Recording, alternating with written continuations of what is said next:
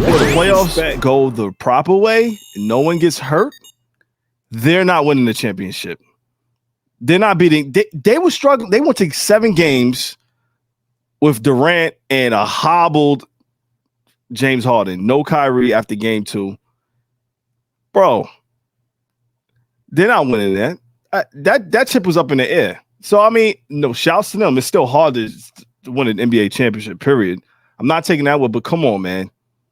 Come on. If the Lakers get there, Giannis is not being LeBron. No way. I didn't see them beating the Lakers. No. I didn't see anybody. Right. It's easy to say that.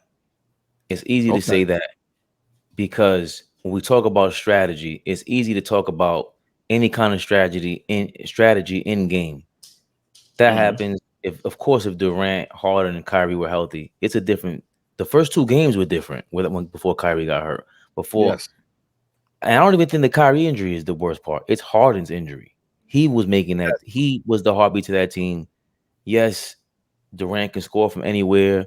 He damn near carried them that game. I thought it was a bad strategy by Budenholzer. I don't know how it bought him some more time as a coach. I still think they did make adjustments especially against the Suns. They got Chris Paul out of there. I don't know why Chris Paul was handling the ball as much.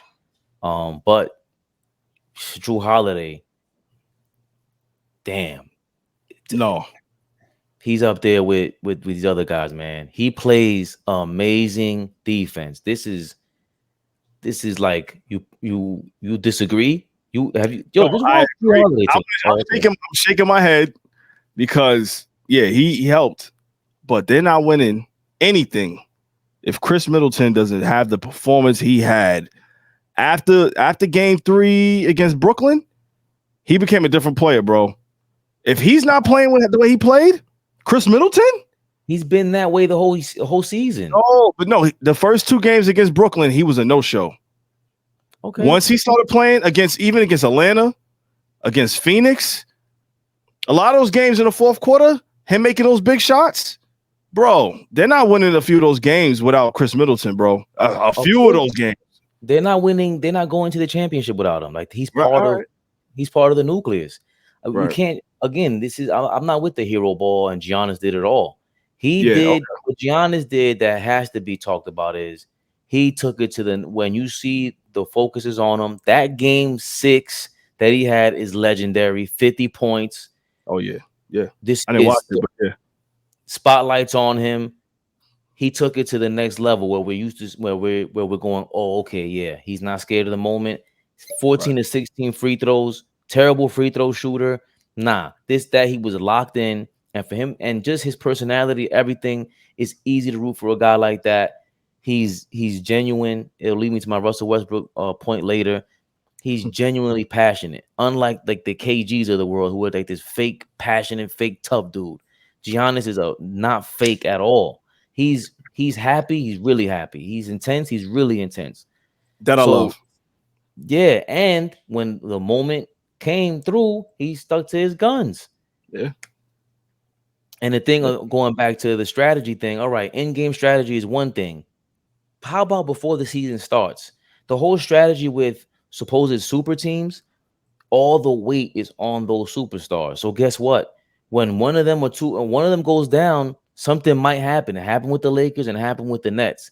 This is what happens throughout NBA history, throughout sports history. So when you weigh that much, put that much pressure or just, the weight on the superstars, the focal point is just them and they have that much, that's what happens. You don't have the role players behind you to fill in for them. Where was Joe Harris? Oh, bro. I can do a deep dive on the Nets. Oh, don't get me started with Joe Harris, bro. Oh. Not yet. That's a little bit later. So I think I heard like what Barkley was saying. He thinks the Bucks. Yes, I think the Nets beat them 2-1 during the season, maybe even 3-0. But the Bucks played really good defense and they scored a lot of points. I like them versus the Nets in the conference championship versus Philly. I did not believe in Philly from the season. I said when it comes, we said that, yeah. when it comes to playoff time, they didn't get PJ Tucker. They didn't get anybody to bother the other superstars. For me, too much weight is on Embiid on offense, and they don't have someone at the point to spell this. So Ben Simmons is not, it's not, to me, the coach has to realize that. That's the in-game strategy. And the out-game strategy just crashing and showing improvement. It is what it is. They were supposed to lose. There's no way that Embiid, who's not this great passer out of the double team like that, he's gonna score for you. But my strategy was, shoot 100 times. I dare Embiid to shoot 100 times. You're not winning. You're not. So going back to the Bucks, they're a balanced team. So them winning, were they the most talented? Obviously not. The Lakers and the Nets, full strength, I can see either one of them winning. Either one of those teams, yes, at full strength. Okay, cool. But these are the breaks. And it's not the first time throughout NBA history. We can go throughout every season and see we did the Moses Malone highlight also, for put in perspective. The Philly beat the Lakers, and James Worthy did not play in the finals for the Lakers. They got beat 4-0 or whatever it was. 4-4-4. They were missing James Worthy. That's nothing small. You understand what I'm saying? So throughout, Isaiah Thomas got injured. They could have three-peated against the Lakers and the Portland Trailblazers. Isaiah Thomas got hurt. So that's what happens. You know what I mean? And the Pistons were a balanced team. It wasn't like they weren't balanced, but the Lakers the Lakers one of the best teams in the league as well. So I understand that. I understand your Nets fandom, but we gotta give the Bucks 100% props. Yeah, give their props. Hold that thought. The Lakers, LeBron is great because he's done it in Cleveland. He makes these other players around him better. Unfortunately, I don't think they had the right pieces. Usually LeBron is successful even with a team that lacks another number two with him when he has good shooters around him. The Lakers didn't have good shooters at all. And they talked about that before the playoffs, before AD was really like what we knew he was going to be, healthy or not.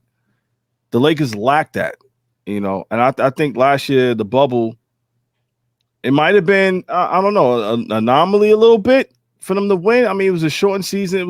It's just a different feel. Like that championship to me, I don't know. But see, I don't like doing that. Whatever came, you got to, bro. I'm sorry. This is what it is. Right, but whatever was on the plate, they ate it. They ate it. They did their thing. LeBron, the major thing about that you're not mentioning is that AD was healthy. When AD is healthy, yes. When AD is healthy, they're just whatever team he's on is going to be different, and he's always going to need. He's not a number one to me. He's not Giannis. So that my man Ryan, shout out to Ryan. He always said AD was better than Giannis, and I'm like, skill wise, he's superior to Giannis. He can do way more things than Giannis. He can shoot, he can dribble probably better, get to his spots better, but he doesn't have the motor Giannis has. Again, it's the intangibles that people who play ball don't want to hear about. But the truth of the matter is, Giannis, I've never seen him scared. I've never seen him lackadaisical.